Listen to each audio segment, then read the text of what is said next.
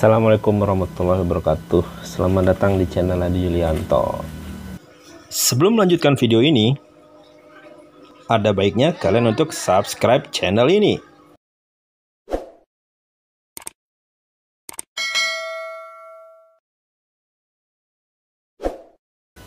Di video ke-13 berarti tokoh ke-13 dari kisah sahabat Rasulullah SAW yang saya mau ceritakan adalah Nuaiman bin Amru.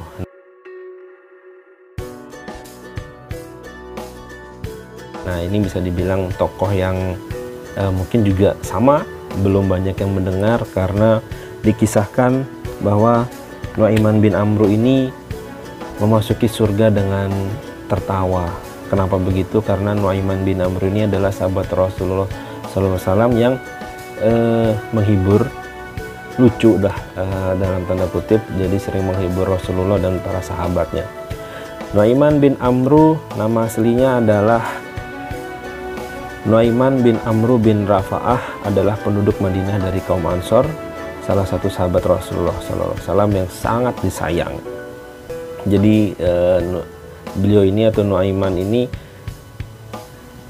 adalah sahabat Rasulullah yang yang tingkahnya unik dan selalu membuat kelucuan atau selalu membuat jenaka di tengah-tengah sahabat Rasul, dan sering membuat Rasulullah itu tertawa hingga terlihat gigi gerahamnya.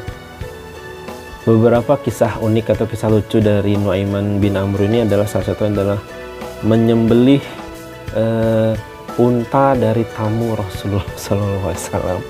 Lalu kemudian beliau juga menjual temannya ketika teman ini tidak memberikan makanan kepada si Nuaiman ketika tengah berdagang.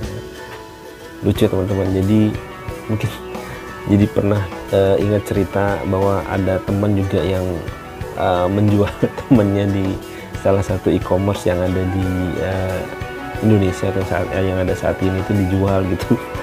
Nah, Nuaiman bin Amru ini juga cukup lucu juga. Jadi pernah di suatu hari Rasulullah SAW ini menerima tamu dari beberapa negara untuk mengetahui atau belajar mengenai tentang Islam. Nah, tamu-tamu ini datang menggunakan unta-unta yang sehat gitu loh.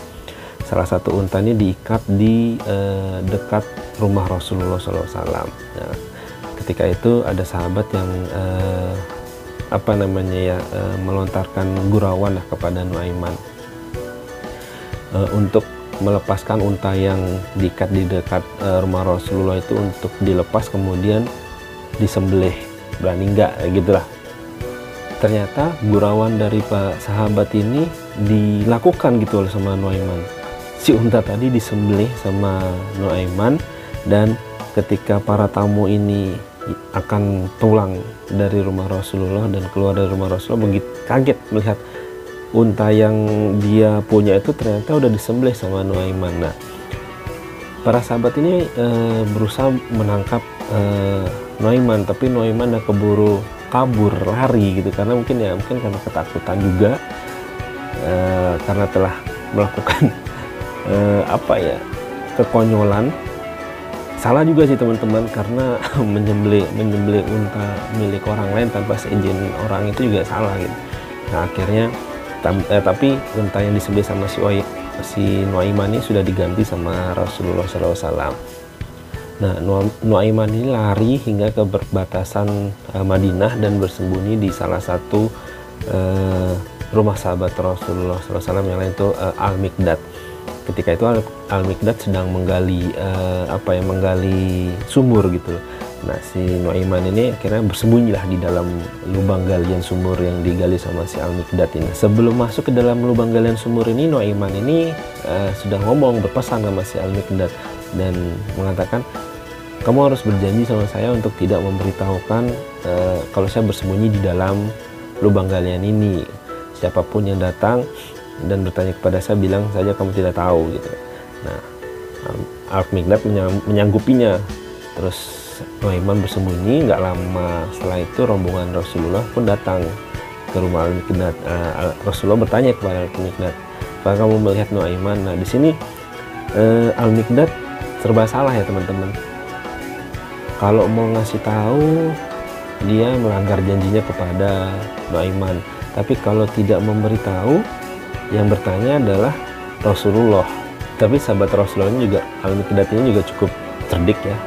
Al-Miqdad pun menjawab Rasulullah, saya tidak tahu Rasulullah, tapi tangan dari Al-Miqdad menunjuk ke lubang galian sumur yang ditutupi dengan pelepah kurma.